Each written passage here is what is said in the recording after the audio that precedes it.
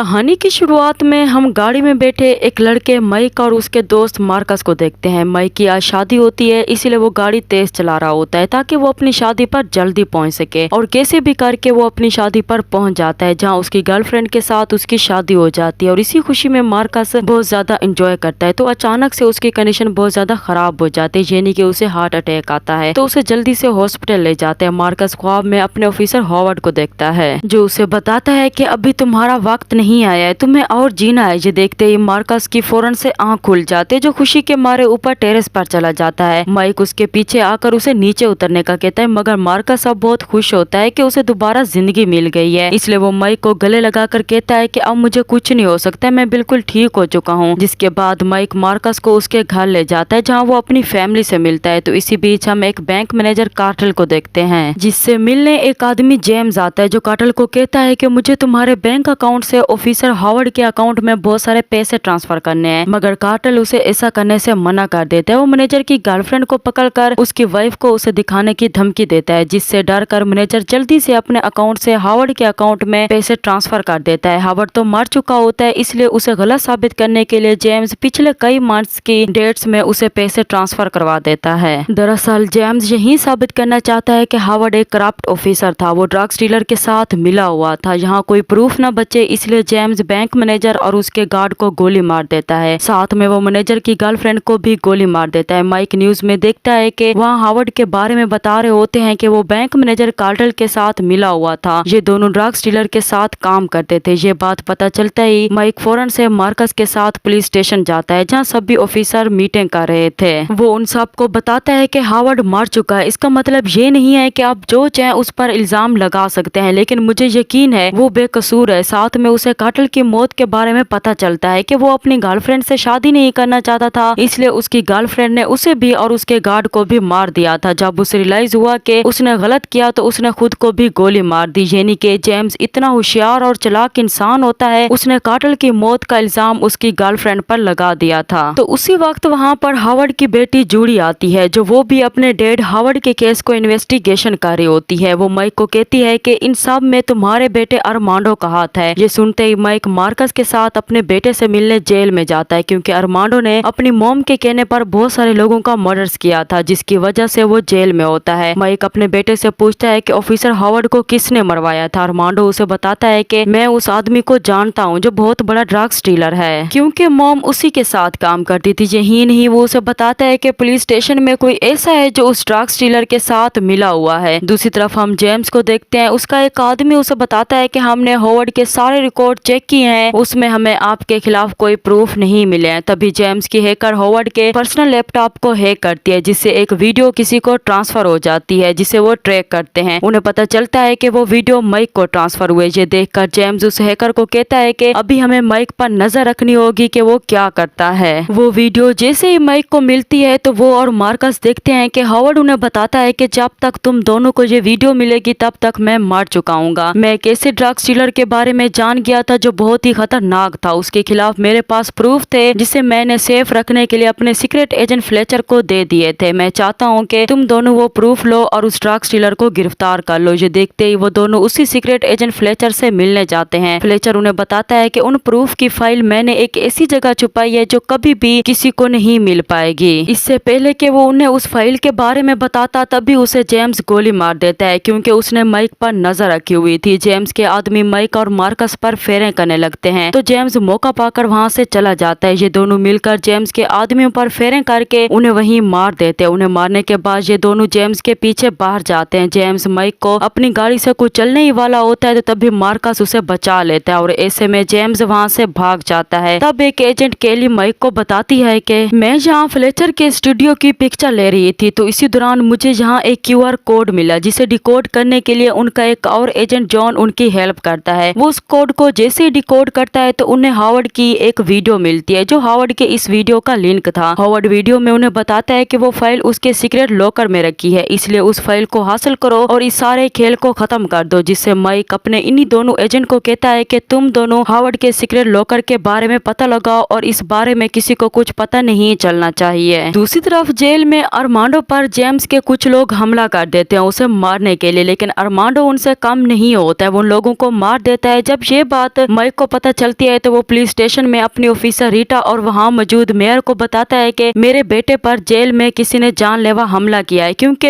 एक वो ही है जो हावर्ड के कातिल को जानता है, इसलिए उसे मरवाने की कोशिश की गई है। मैं चाहता हूँ कि हम अरमांडो को अपनी जेल में शिफ्ट कर दे जहाँ वो सेफ रहेगा। मेयर उसे अरमांडो को यहाँ लाने की इजाजत दे देता है। फिर माइक और मार्कस अरमांडो को प्लेन में लेकर वहाँ से आ ही रहे होते हैं, लेकिन वहाँ प्लेन में तो जेम्स पहले से ही आ चुका था, जो पायलट की गर्दन पर चाकू रखकर उसे जबरदस्ती कंट्रोल सेंटर के लिए एक मैसेज रीड करवाता है कि माइक और मार्कस ने हम पर अटैक कर दिया है और वो अरमांडो को लेकर यहाँ से भाग गए हैं। ये रीड करते ही जेम्स उस कैप्टन का गला काट देता है, तो उसी वक्त जेम्स प्लेन का पिछला दरवाजा खोल देता है और अरमांडो के पिंजरे की रस्सी खोलकर वहाँ से पैराशूट के जरिए बाहर चला जाता है। वो पिंजरा नीचे गिरने ही वाला होता है, तभी माइक उस पिंजरे की रस्सी को पकड़ लेता है और बड़ी मुश्किल से वो पिंजरे को चाबी से खोलकर अरमांडो को बाहर निकाल लेता है। फिर अरमांडो एक नदी में प्लेन की क्रैश लैंड करवाता है। पानी से बाहर निकलकर अरमांडो उन दोनों से उनके मोबाइल फेंकवाता है ताकि उन्हें कोई ट्रेस ना कर सके। उधर पुलिस डिपार्टमेंट माइक और जेम्स को गिरफ्तार करार देते हैं। साथ में जूडी अपनी टीम के साथ उन्हें ढूंढने चली जाती है। तब ये लोग जंगल में आगे बढ़ना शुरू कर देते हैं। आगे बढ़ते बढ़ते उन्हें एक कैंप दिखाई देता है जहाँ ये लोग अपने कपड़े चेंज कर लेते हैं। इससे पहले कि वो यहाँ से जा पाते हैं तब भी वहाँ पर दो आदमी आ जाते हैं जो इन्हें अपनी गांड पैंट पर ले लेते हैं। तो इतने में अरमांडो इन्हीं दोनों आदमियों की गाड़ी चुरा कर वहाँ आ जाता है, जो इन दोनों को उसी गाड़ी में लेकर वहाँ से चला जाता है। वहाँ से जाने के बाद ये तीनों जॉन के घर जाते हैं जहाँ केली पहले से मौजूद होती है। माइक उन दोनों एजेंट से पूछता है कि तुम्हें वो फाइल मिली है या नहीं। वो उसे बताते हैं कि हमें वो फाइल मिल गई है, जिसमें वो अरमांडो को हर एक गैंगस्टर की पिक्चर दिखाते हैं ताकि अरमांडो हावर्ड के कातिल को पहचान सके। तो अरमांडो उस हावर्ड के कातिल को एक पिक्चर में देख लेता है और वो उस आदमी की सारी इन्फॉर्मेशन निकालते हैं, जो कोई और नहीं बल्कि जेम्स ही होता है, जिसे कातिल के लोगों ने किडनैप करवा के उसे बहुत टॉर्चर किया था और उससे सब कुछ पता लगवा लिया था। इसलिए तो जेम्स ने अपना नाम छुपाने के लिए ऑफिसर हावर्ड को मार दिया था। माइक ये सारी बातें रीटा को बता देता है कि हावर्ड को मारने वाले का नाम जेम्स है और जेम्स ने ही हम पर प्लान में हमला किया था। तो रीटा ये सब कुछ मेयर को बता देती है। माइक को वो फाइल मिल गई है जिससे हमें पता चलता है कि हावर्ड किसी ड्रग्स डीलर के साथ नहीं मिला हुआ था, वो बेकसूर था। तो इसी बीच जेम्स को पता चल जाता है कि माइक को वो फाइल मिल गई है जो अब उसके बारे में सब कुछ जान गया है। इसलिए जेम्स अपने आदमियों को माइक और मार्कस की फैमिली को किडनैप करने के लिए भेज देता है। उधर जॉन माइक और मार्कस के घर के कैमरा को हैक करके देखता है कि कुछ लोग मार्कस और माइक के घर में घुसने की कोशिश कर रहे होते हैं, जो कोई और नहीं जेम्स के आदमी होते हैं। मार्कस ये देखकर अपने दामाद को बताता है कि कुछ लोग घर के अंदर आने वाले हैं, उन्हें कवर करो। ये बताते ही घर के अंदर जेम्स के लोग आ जाते हैं, जिन्हें मार्कस का दामाद एक एक करके बड़ी तेजी के साथ वहीं मार देता है। दूसरी तरफ जेम्स माइक की वाइफ और साथ में जूडी की बेटी को भी पकड़कर अपने साथ ले जाता है, जो माइक को कॉल करके बताता है कि तुम्हारी वाइफ और जूडी की बेटी मेरे कब्जे में है, अगर तुम इन दोनों को जिंदा देखना चाहते हो तो वो फाइल और अरमांडो को मेरे हवाले कर दो। ये कहते ही वो कॉल कट कर देता है। तब माइक मार्कस को कहता है कि जेम्स को इन सब की खबर कैसे मिली कि हमें वो फाइल मिल गया और हम उसका नाम भी जान गए हैं। मार्कस उसे कहता है कि हमने ये सब कुछ तो रीटा को बताया था। माइक उसे कहता है कि नहीं, इन सब में रीटा नहीं बल्कि मेयर होगा, क्योंकि रीटा ने सिर्फ उसे बताया होगा। इसलिए माइक रीटा को कॉल करके उसे मेयर के बारे में सब कुछ बता देता है कि वो जेम्स के साथ मिला हुआ है। रीटा लिफ्ट में जाते हुए मेयर से उसका मोबाइल छीन लेती है, जिससे उसे पता चलता है कि वो अभी भी जेम्स से मैसेज पर बातें कर रहा था। मेयर को समझ आ जाता है कि अब उसका सच बाहर आ गया है, इसलिए वो रीटा को मारने की कोशिश करता है। तो अचानक से वहाँ केली और जॉन आ जाते हैं, जो रीटा को बचा लेते हैं और मेयर को पकड़कर माइक के पास ले जाते हैं, जहाँ माइक मेयर की वाइफ से जेम्स के साथ बात करता है। उसे बताता है कि तुम कल सुबह को आइलैंड पर माइक की वाइफ और जूडी की बेटी को ले आना, हम उन्हें वहाँ से किसी दूसरी सिटी भेज देंगे। तो सुबह होते ही माइक अपने साथियों के साथ उस आइलैंड में पहुँच जाता है, जहाँ जेम्स पहले ही अपने आदमियों के साथ आ चुका था। लेकिन माइक जेम्स को गोली नहीं मार पाता है, क्योंकि उसके आगे ही माइक की वाइफ खड़ी होती है। तभी जेम्स का एक आदमी अरमांडो को देख लेता है। इससे पहले कि वो अरमांडो को गोली मारता, अरमांडो उसे ही गोली मार देता है, जिससे जेम्स उन दोनों को अपने साथ लेकर वहीं अंदर चला जाता है। फिर माइक और मार्कस ये दोनों मिलकर जेम्स के आदमी पर फेरें करके उन्हें वहीं मारते जा रहे होते हैं। अंदर जाने के लिए जॉन अपने ड्रोन्स के जरिए वहाँ स्मोक बॉम्ब को ब्लास्ट करता है, जिससे ये सब लोग आसानी से वहाँ अंदर चले जाते हैं और जेम्स के आदमियों पर अटैक कर देते हैं। बहरीटा मेयर को प्लेन में भागते हुए देख लेती है और उसके प्लेन पर शूट कर देती है, जिससे प्लेन क्रैश होकर वही अंदर गिर जाता है। तब मेयर रीटा को गोली मारने ही वाला होता है, तो उसी वक्त रीटा उसे अपनी टांग से धक्का देकर नीचे पूल में फेंक देती है, जिससे फौरन फौरन से एलिगेटर खा जाता है। उधर अरमांडो जूडी की बेटी को बचाते हुए बहुत जख्मी हो जाता है। तो इतने में जेम्स माइक की वाइफ और मार्कस को अपनी गन पैंट पर रखकर वो माइक से पूछता है कि बताओ इन दोनों में से तुम किसको बचाओगे।